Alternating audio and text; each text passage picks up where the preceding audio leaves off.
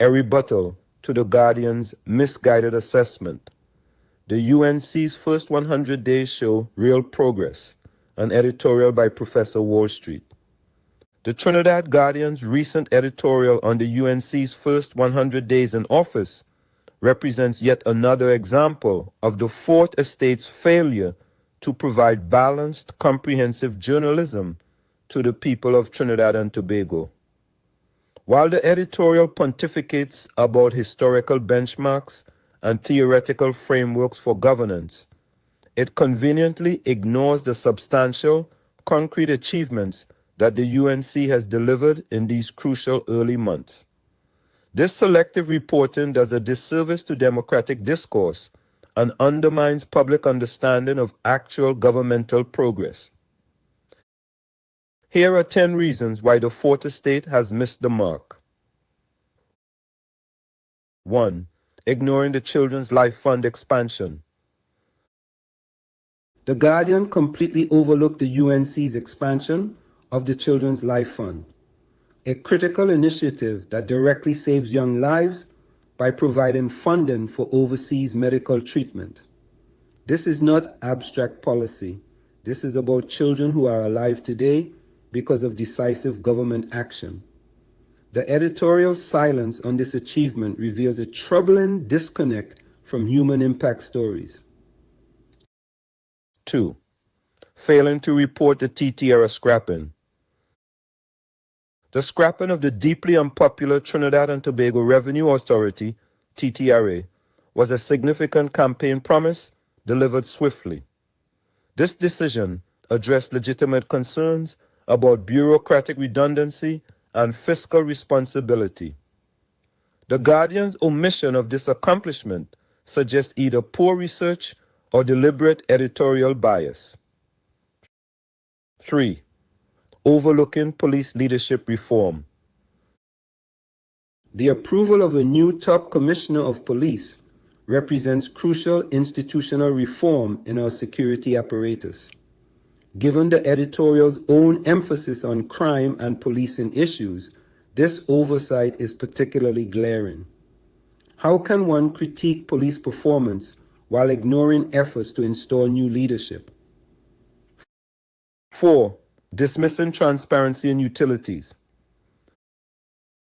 The scrapping of the controversial WASA report demonstrates the UNC's commitment to transparency and accountability in public utilities. This action directly addresses public concerns about water service delivery, a fundamental quality of life issue that the Guardian apparently deemed unworthy of mention. 5. Ignoring educational infrastructure investment. The allocation of $159 million for school repairs represents substantial investment in educational infrastructure. Schools are the foundation of our nation's future. Yet this significant financial commitment to improving learning environments merited no recognition in the Guardian's assessment. 6. Overlooking digital education initiatives. The promise to provide laptops for secondary students by September 2025 addresses the digital divide that hampers educational equity. In an increasingly digital world, this initiative positions our youth for success. Yet the Guardian chose to focus on abstract governance theories instead of concrete educational advancement. 7. Failing to acknowledge educational support. The return of book grants directly supports families struggling with educational costs. This policy reversal responds to public demand and eases the financial burden on parents. The Guardian's silence on this achievement suggests a disconnect from the economic realities facing ordinary families. 8. Dismissing healthcare accessibility improvements. Extended hours at Moruga Cedros and Penal Health Centers represent tangible improvements in healthcare accessibility for underserved communities. These are not minor administrative adjustments, but meaningful enhancements to public health service delivery that directly impact citizens' lives. 9. Ignoring progressive security legislation. The commitment to bring stand your ground legislation to Parliament demonstrates responsive governance to public safety concerns. While The Guardian dismisses this as public relations, it represents substantive legislative action on citizen security.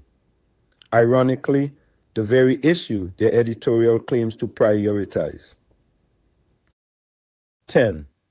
Perpetuating cynical political narrative. Most fundamentally, The Guardian's editorial perpetuates a cynical narrative that dismisses early governmental achievements while demanding instant solutions to complex decades-old problems. This approach undermines democratic accountability by moving goalposts and creating impossible standards for success.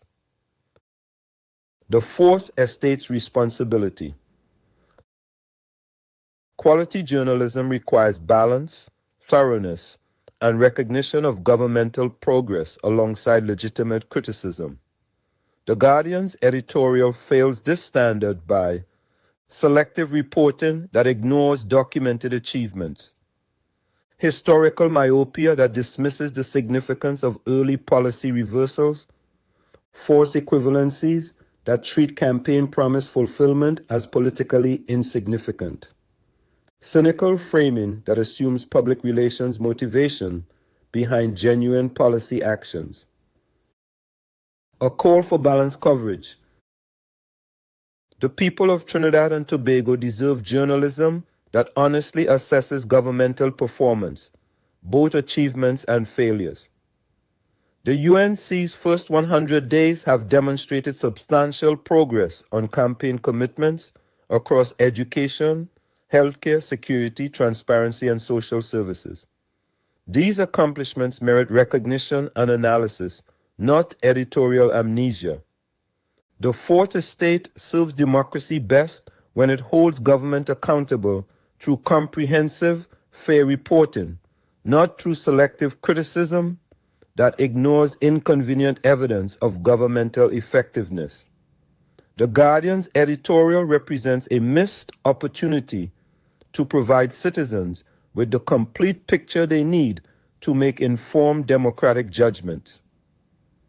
True journalistic integrity demands acknowledging progress where it exists while maintaining appropriate skepticism about future challenges. The UNC's early achievements deserve recognition as part of any honest assessment of the governance trajectory. Only through such balanced reporting can the media fulfill its democratic mandate to inform rather than mislead the public.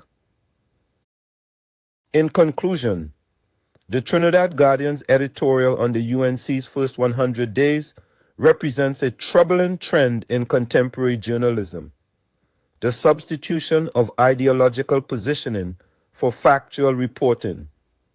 By systematically ignoring substantive policy achievements while focusing exclusively on long-term challenges that no government could solve in 100 days, The Guardian has failed its readers and democracy itself.